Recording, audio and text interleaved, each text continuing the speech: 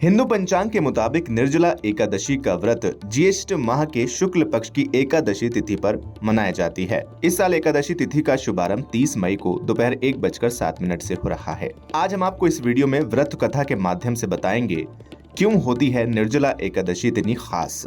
नमस्कार दोस्तों, bold sky में आपका स्वागत है। सनातन धर्म में एकादशी व्रत का खास महत्व है। हर माह में 2 एकादशी व्रत रखे जाते हैं। 24 एकादशियों में श्रेष्ठ और अक्षय फल प्रदान करने वाली ज्येष्ठ माह के शुक्ल पक्ष की निर्जला या भीमसेनी एकादशी इस साल 31 मई बुधवार को है।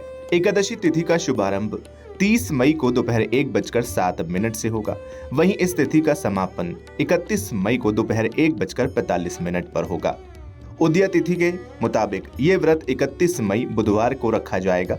पद्म पुराण के मुताबिक इस एकादशी का निर्जल व्रत रखते हुए परमेश्वर श्री विष्णु की भक्ति भाव से पूजा आराधना करने से प्राणी समस्त पापों से मुक्त होकर वैकुंठ लोक को प्राप्त होता है। इस व्रत को देव व्रत भी कहा जाता है, क्योंकि सभी देवता, दानव, नाग, यक्ष, गंधर्व, किन्नर, नवग्रह आदि अपनी रक्षा और श्री विष्णु की कृपा पाने के लिए एकादशी का व्रत करते हैं।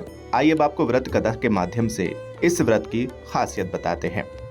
धर्म ग्रंथों की कथा के मुताबिक श्री श्वेत राह कल्प के प्रारंभ में देवश्री नारद की विष्णु भक्ति देखकर ब्रह्मा जी बहुत खुश हुए।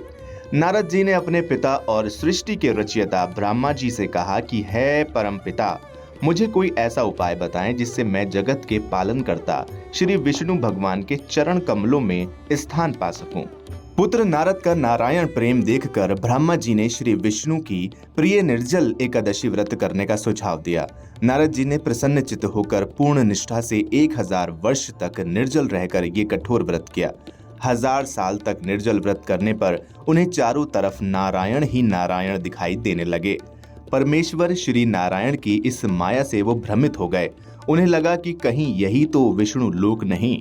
तभी उनको भगवान विष्णु के साक्षात दर्शन हुए।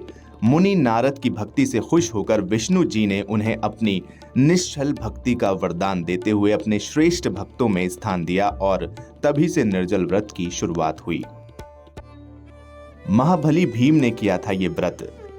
द्वापर युग में महर्षि व्यास जी ने पांडवों को निर्जला एकादशी के महत्व को समझाते हुए उनको ये व्रत करने की सलाह दी।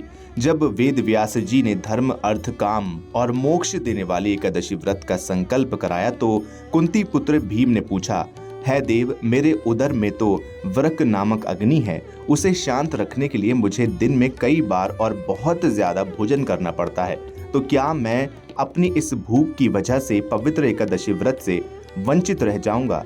तब व्यास जी ने कहा, है कुंती नंदन, धर्म की यही विशेषता है कि वो सबको धारण ही नहीं करता, वरन सबके योग्य साधन व्रत नियमों की सहज और लचीली व्यवस्था भी करता है। तुम केवल ज्येष्ठ मास के शुक्ल पक्ष की निर्जला एकादशी का व्रत करो। मात्र इसी के करने से तुम्हें वर्ष की समस्त एकादशियों का फल प्राप्त हो जाएगा और तुम इस लोक में सुख यश प्राप्त कर वैकुंठ धाम को प्राप्त करोगे।